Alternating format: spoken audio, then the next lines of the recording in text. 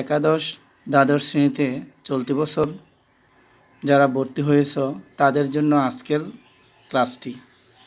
আজকে অনলাইন ক্লাসে হিসাবের প্রাথমিক বই জাবেদা নিয়ে আমরা আলোচনা করব। তোমরা নবম দশম শ্রেণীতে পড়ে আসছো। আজকে চলো আবার জাবেদা বইটা রিভিশন দেই।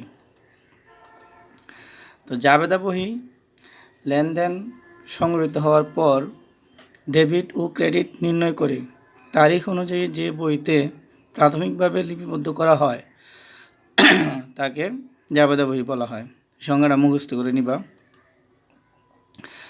জাবেদা বহির ছক। কীভাবে জাবেদা বহির ছক করতে হয়? হিসাবের নাম, ব্যাখ্যা, তারিখ, খতিয়ান পৃষ্ঠা, ডেবিট টাকা, ক্রেডিট টাকা, আর সর্বশেষ যোগফলটা তোমরা করে দিবা। আরেকটি কথা বলি যে তোমাদের এই খতিয়ান পৃষ্ঠা বলো, ডেবিট ক্রেডিট টাকা এগুলি ছোট করে দিবা যত সম্ভব, তারিখটাও ছোট করে দিবা। এই ঘরটা একটু বড় রাখবা, না হলে তোমাদের কারণ লিখতে যায় এটা এক পৃষ্ঠার থেকে অন্য পৃষ্ঠা চলে যাবে, লম্বালম্বি হয়ে যাবে। একটু বড় রাখলে তুমি কারণটা সুন্দর করে লিখতে পারবা আর লম্বা হবে না।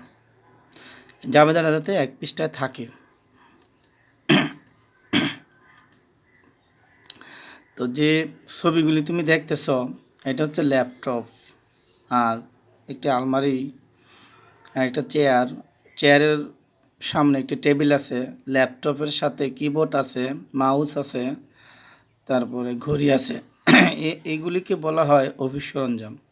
তুমি ঘড়ি, ল্যাপটপ, কিবোর্ড এগুলির নাম না বলে একসাথে গ্রুপের নামটা বলছো যে অফিস সরঞ্জাম, এটা একটা গ্রুপের নাম, অফিস সরঞ্জাম সম্মিলিতভাবে বলছো। যেমন এগুলিকে তুমি আলমারা বা চেয়ার, টেবিল না আলাদা আলাদাভাবে না বলে তুমি একবারে বলতে পারো আসবাবপত্র, ঠিক এটাও বলো অফিস সরঞ্জাম। হ্যাঁ, স্টেপলার মেশিন আছে, এইগুলি সবগুলি একসাথে আমরা অফিস সরঞ্জাম বলি। আর এইগুলিকে বলি আমরা আসবাবপত্র, নাম নেই না, গ্রুপের নামটা বলি আসবাবপত্র। তো এখানে দেখতেছো একটি ওষুধের দোকান। এই ওষুধের দোকানের মধ্যে কর্মচারী আছে, তারপরে এইখানে ওষুধ রাখার ফ্রিজ থাকতে পারে, র্যাকগুলি আছে, কম্পিউটার আছে তাদের সামনে। তো এই ওষুধের দোকানের মূল কাজ হচ্ছে ক্রয় করা এবং বিক্রয় করা। ওষুধ ক্রয় করে নিয়ে আসা, ওষুধগুলি বিক্রি করা, এগুলি তার মূল আয়। বিক্রয় হচ্ছে মূল আয়, ক্রয় হচ্ছে মূল ব্যয়। তো এই ওষুধগুলি বিক্রি করে তারা নগদ টাকা পায়। এই যে নগদ টাকা, এই টাকাগুলি আবার তারা ব্যাংকে রাখে। ওষুধ ক্রয় করে আনে, এগুলি ক্রয়কৃত ওষুধ দোকানে সাজাইব পরে। তো স্লাইডটা চলে গেল, আমি এই স্লাইডটা আবার দিতে চাই যে এইখানে এগুলি এই অফিসের মধ্যে ব্যবহৃত, মানে এই দোকানে ব্যবহৃত এগুলি হচ্ছে স্থায়ী সম্পদ। তার ল্যাপটপ, টেবিল, র্যাক, ফ্রিজ, আসবাবপত্র যাই বলে এগুলি স্থায়ী সম্পদ। আর এই ব্যাংকে টাকা রাখা এটাও সম্পদ, চলতি সম্পদ। ব্যাংক যে কথা, নগদ টাকা একই কথা, চলতি সম্পদ। এই যে কর্মচারীর বেতন দিতে হবে, যে তার খরচ, তারপরে বিজ্ঞাপন প্রদান করতে হবে, সেটা তার খরচ। এখানে ওষুধ ক্রয় করলে তার খরচ হবে, কিন্তু ল্যাপটপ ক্রয় করলে কিন্তু খরচ হবে না, সম্পদ হবে, যেহেতু তার ওষুধের ব্যবসা। আবার ঔষধ বিক্রি করলে তার আয় হবে, কিন্তু এখানে তার ল্যাপটপ বা তার দোকানের ফ্রিজ বিক্রি করলে কিন্তু আয় হবে না। সাবধান, ঔষধ বিক্রি করলে আয়, ঔষধ ক্রয় করলে ব্যয়। কিন্তু আমরা যদি আলমারি ক্রয় করি ব্যয় হবে না, যদি ল্যাপটপ ক্রয় করি ব্যয় হবে না, একমাত্র ঔষধ ক্রয় করলে ব্যয় হবে। আবার যদি দোকানে ফ্রিজ বিক্রি করি আয় হবে না, কিন্তু ঔষধ বিক্রি করলে আয় হবে। এটা তার পণ্য, ওষুধগুলো হচ্ছে তার পণ্য। পণ্য বিক্রি করলে আয় হবে, পণ্য ক্রয় করলে ব্যয় হবে। তো যাই হোক, এরপরের স্লাইডে দেখো তোমরা যে ছবিগুলি আমরা দেখতেছি, দেখো যে এই দোকানের খরচ কোনগুলি, এখানে এই দোকানের সম্পদ কোনগুলি আমরা বের করে নিই। ঔষধের দোকানের সম্পদ ও খরচগুলি দেখে বাস্তবে আমরা বের করার চেষ্টা করি। আমরা এখানে ঔষধের দোকান উপস্থাপন করলাম, তুমি যে কোনো দোকান নিয়ে চিন্তা করতে পারো। তাহলে এই দোকানের ভাড়া, এটা খরচ, এই দোকানের ভাড়া, এই দোকানের কর্মচারীর বেতনগুলি খরচ, ব্যয় যাকে বলি। ঔষধ ক্রয়, ওষুধ ক্রয় না করলে বিক্রি করবো কিভাবে? ওষুধ ক্রয় করে, এটা তার প্রধান ব্যয়। ঔষধের বিজ্ঞাপন দিবে মাঝে মাঝে, বিজ্ঞাপন, ঔষধ যাতে বেশি বেশি বিক্রয় হয়, হ্যাঁ, বিজ্ঞাপনে প্রসার, ঔষধ যাতে বেশি বেশি বিক্রয় হয়, মাঝে মাঝে ঔষধের বিজ্ঞাপন দিতে হয়। এগুলি হচ্ছে তার খরচ বা ব্যয়। এবার ঔষধের দোকানের সম্পদগুলি দেখি, যে ঔষধের দোকানের সম্পদ, ঔষধ বিক্রি করে ক্যাশে টাকা রাখে, নগদ টাকা, এই যে দেখো এই নগদ টাকা তার সম্পদ। ব্যাংক, এই টাকাগুলি আবার ব্যাংকে রাখে, আমরা ব্যাংকটাও সম্পদ বলতে পারি। ওষুধের দোকানের ব্যাংক, ব্যাংক মানে ব্যাংক হিসাব। ওষুধের দোকানের যে ব্যাংক হিসাব আছে, ব্যাংকে টাকা জমা বোঝায় ব্যাংক হিসাব। ব্যাংকে টাকা জমা থাকলেই ব্যাংক হিসাব হয়, ব্যাংক বোঝায়।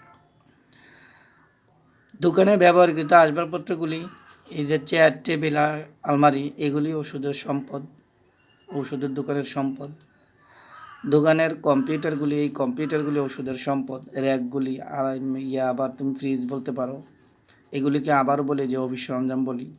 স্টেপলার মেশিন, ক্যালকুলেটর, ঘড়ি, তারপরে type machine, typewriter, keyboard, mouse, এই সম্মিলিতভাবে আমরা অফিস সরঞ্জাম বলি আমরা এগুলি।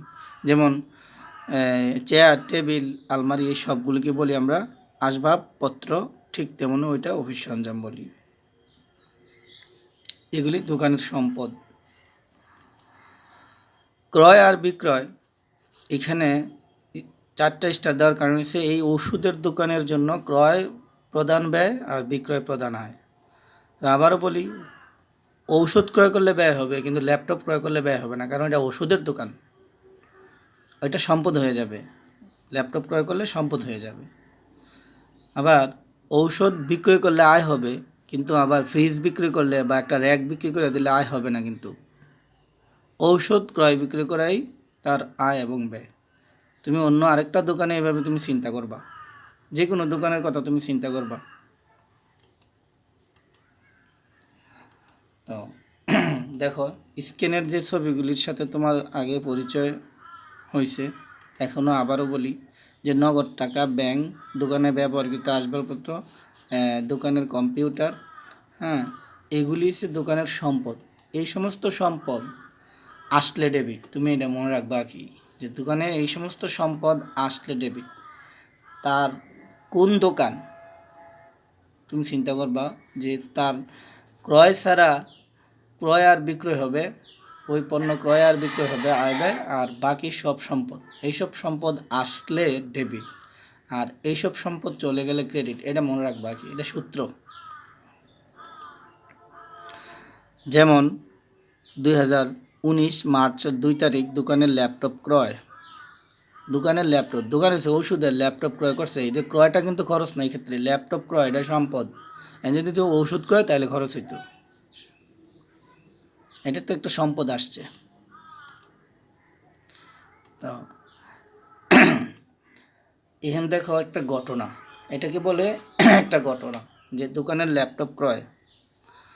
আগের স্লাইডটাই আমি আনছি, সেটা একটা ঘটনা। তো এই ঘটনা কি ঘটলো দেখো, যে এই দোকানের ল্যাপটপ ক্রয়, এই দোকানের জন্য যে একটা ল্যাপটপ ব্যবহার হয়েছে, এই ল্যাপটপগুলির মধ্যে একটি ল্যাপটপ ক্রয় করছেন। তাহলে এই ঘটনায় কি আসলো ল্যাপটপ, আর কি গেল, এই দুইটা প্রশ্ন করবা। কি আসলো ঘটনা, তুমি তোমার সামনে ঘটনা আসলেই, তুমি কোনো লাইন এইভাবে পাইলে, এই ঘটনা আসলেই তুমি বলবা কি আসলো কি গেল, এই দুইটা প্রশ্ন করবা সবসময় দুইটা প্রশ্ন করবা। কি আসলো কি গেল, কি আসলো বলো ল্যাপটপ, কি গেল নগদ টাকা। কারণ দোকানের ল্যাপটপ ক্রয়। এখানে নগদের কথা না বলা থাকলেও তুমি নগদে ধরবা, একমাত্র বাকি থাকলে বাকিতে বলা হয়, ধারে বলা হয়, কিন্তু এখানে কিছু না থাকলে তুমি নগদেই ধরবা। এখানে নগদ নামে উল্লেখ নাই, তাও নগদ ধরবা, নগদ থাকলেও নগদ ধরবা। এই যে কি আসলো, উত্তরে ল্যাপটপ। তুমি ঘটনার মধ্যে এই দুইটা প্রশ্ন শিখে রাখবা, কি আসলো কি গেল, কি গেল নগদ টাকা। তাহলে আসো যে এইটা হচ্ছে হিসাবের নাম, এই ল্যাপটপ হিসাবের নাম, নগদান এটাও হিসাবের নাম। আর হিসাব খাত, এই ল্যাপটপটা কি দোকানের জন্য সম্পদ, আগেও তো বললাম, এটা তো ওষুধ ক্রয় না। এই দোকানের সম্পদ, এটা হচ্ছে হিসাব খাত।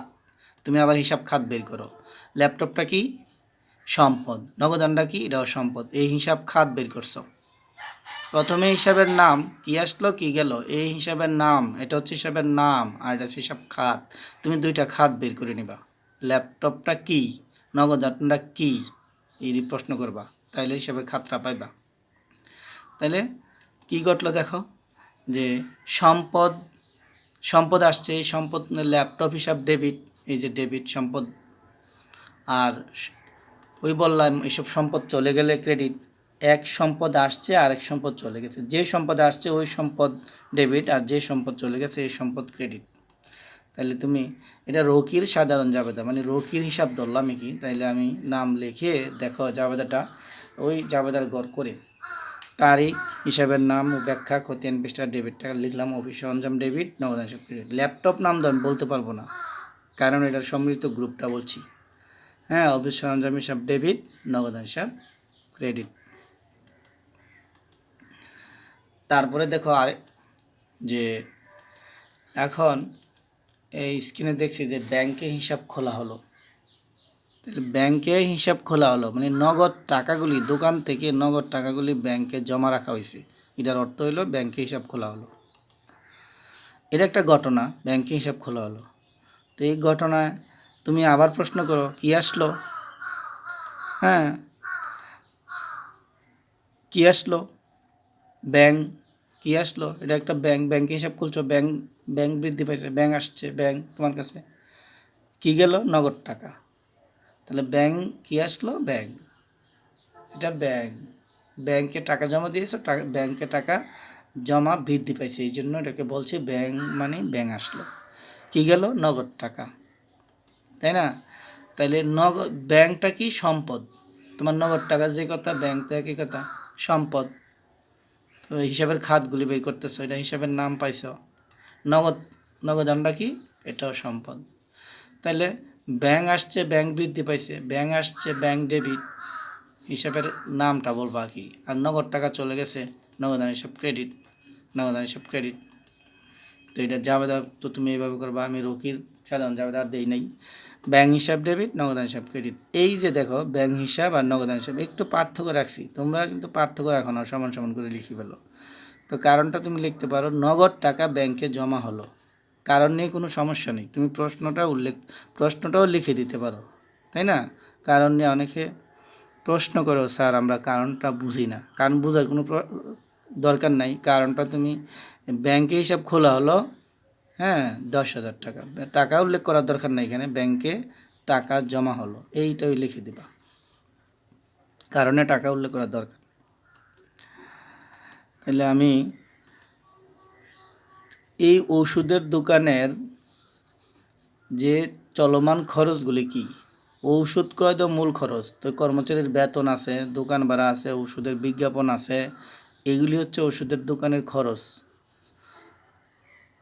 হ্যাঁ, এই ওষুধের দোকানের খরচগুলি তুমি এইটা মনে রাখবা। তখন সম্পদের ক্ষেত্রে মনে রাখছিলা যে সম্পদ, এইসব সম্পদ চলে গেলে ক্রেডিট, আর আসলে ডেবিট, আসলে ডেবিট চলে গেলে ক্রেডিট।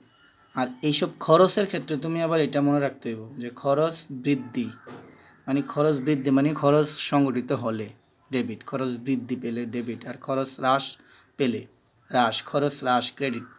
এইটা মনে রাখতে হইব 2 নম্বর, এটা খরচ বৃদ্ধি, খরচ হ্রাস, এইটা তোমার মনে রাখার দরকার। সম্পদের ক্ষেত্রে যেমন মনে রাখছো সম্পদ আসলে ডেবিট, সম্পদ চলে গেলে ক্রেডিট, আর খরচের ক্ষেত্রে তুমি এটাই মনে রাখবে। এগুলো কিন্তু দোকানের খরচ, অন্য আরেকটি দোকানের কি খরচ হইতে পারে ওই খরচগুলি তুমি চিন্তা করবা।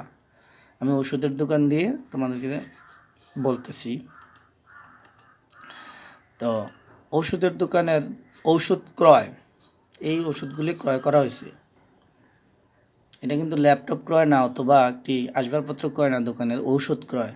ক্রয় বিক্রেতার ক্রয় ব্যয় মার্চের 7 তারিখ পণ্য ক্রয় করা হলো। ঔষধ না লিখে পণ্য লেখা হয়েছে এখানে। ঔষধও লিখতে পারো, ঔষধ ক্রয়। তো পণ্য ক্রয়, আমরা পণ্য নামে কোনো হিসাব রাখি না, ক্রয়টা ওই মূল কথা এখানে, ক্রয়। তো এই ঘটনা, এখানে একটা ঘটনা, এই ঘটনার মধ্যে তুমি প্রশ্ন করবা কি আসলো কি গেল, কি আসলো কি গেল। বন্ধুরা, কিছুই আসে নাই, কারণ তুমি পণ্য ক্রয় করছো। পণ্য পণ্য পণ্য নামে আমরা হিসাব করি না। তুমি বলতে পারো পণ্য আসলো, নো, পণ্যটা হচ্ছে ক্রয়, এটা ব্যয়, ব্যয় ঘটছে। পণ্য কিন্তু আসে নাই, ব্যয় ঘটছে, এটা বলবা তুমি। পণ্য আসুক যেটাই থাকুক, মজুদ পণ্য থাকলে আবার তোমার এটা সম্পদ হবে, কিন্তু এখানে পণ্য ক্রয় মানে না ব্যয় ঘটছে। পণ্য নামে কোনো হিসাব রাখি না। এটা কি, হ্যাঁ, কিছুই আসে নাই, এটা ব্যয় ঘটছে। কি গেল, নগদ টাকা গেল, এই যে নগদ টাকা চলে গেল। তো পণ্য ক্রয় করলো, ব্যয় করছে, খরচ, খরচ বৃদ্ধি, মানে খরচ বৃদ্ধি পাইলে যে ডেবিট, ওই যে খরচ বা ব্যয়, এটা হিসাবের খাত, খরচ বা বৃদ্ধি। হিসাবের নামটা কি, ক্রয়, হিসাবের নামটা হচ্ছে ক্রয়। খরচ বা ব্যয় বৃদ্ধি ডেবিট, আর নগদ টাকা সম্পদ চলে গেলে ক্রেডিট, ওই নগদ টাকা চলে গেল। হ্যাঁ, এটা সম্পদ, এটা হিসাবের খাত, ক্রেডিট, সম্পদ চলে গেছে। তাহলে তুমি বলতে পারো যে ক্রয় হিসাব ডেবিট, নগদান হিসাব ক্রেডিট, কিন্তু হিসাবের খাতটা তুমি বলবা না, হিসাবের নামটা বলবা। এটা তুমি জাবেদা করতে পারো, ক্রয় হিসাব ডেবিট, নগদান হিসাব ক্রেডিট। নগদে পণ্য ক্রয় করা হলো বা নগদে ক্রয় করা হলো। পণ্য, আমরা পণ্য নামে কোনো হিসাব রাখি না, এই কারণে আমরা এটা বলি না যে পণ্য আসলো, এটা ক্রয়। তারপরে দেখো যে এখানে বোঝাই যাইতেছে যে ওষুধের একটা বিজ্ঞাপন হচ্ছে। এটা, এই ওষুধটা হয়তো ব্রেনের কাজ করে, এই জন্য ব্রেনের ছবিটা আছে। এটা একটা বিজ্ঞাপন। তো বিজ্ঞাপন দিলে কি হয় বন্ধুরা, নগদ টাকা চলে যায়, এই নগদ টাকা চলে যায়। ঔষধের বিজ্ঞাপন প্রদান 3000 টাকা। এটা একটা ঘটনা, ঔষধের বিজ্ঞাপন প্রদান। এই ঘটনায় কি আসলো, হ্যাঁ, কি গেল, তুমি প্রশ্ন করবা কি আসলো কি গেল। এই প্রশ্নটা করে তুমি হিসাবের নাম ও হিসাবের নাম বের করবা। তারপরে হিসাবের নামকে প্রশ্ন করে হিসাবের খাত বের করবা। হ্যাঁ, কি আসলো, কিছুই আসে নাই। বিজ্ঞাপন প্রদান করছো, তোমার ব্যয় হয়েছে, কি আসছে, কিছুই আসে নাই। হ্যাঁ, কি গেল, তুমি কইতে পারবা নগদ টাকা গেছে। তাহলে তুমি হিসাবের নামের মধ্যে কিছুই আসে নাই, তাহলে হিসাবের নাম রয়েছে বিজ্ঞাপন, খরচটার নামটা বলবা। তাহলে হিসাবে খাতটা কি, খরচ বা ব্যয়। আচ্ছা, তারপরে এই খাতটা কি, সম্পদ। তো খরচ বা ব্যয় ঘটছে, বৃদ্ধি পাইছে, ডেবিট। নগদ টাকা সম্পদ চলে গেছে, ক্রেডিট। তো তুমি এইভাবে জাবেদা লিখতে পারো, হিসাবের নাম ও ব্যাখ্যা। ধন্যবাদ তোমাদেরকে। পরবর্তী আরেকটি জাবেদা নিয়ে আরেকটি ক্লাস করব আমি, জাবেদা নিয়ে, যেটার মধ্যে থাকবে নগদ বাট্টা, কারবারি বাট্টা। এই বাট্টা সংক্রান্ত বিষয় নিয়ে আমি জাবেদা নিয়ে আরেকটি ক্লাস করব। তোমরা, এটা 1 নম্বর ক্লাস। আরেকটি ক্লাস দেখার জন্য তোমরা চেষ্টা করবা, আমার ফেসবুকের FB-তে থাকবে, আমি এই ক্লাসটা দিব তোমাদেরকে। আজকের জন্য এখানে শেষ করলাম। ধন্যবাদ তোমাদেরকে।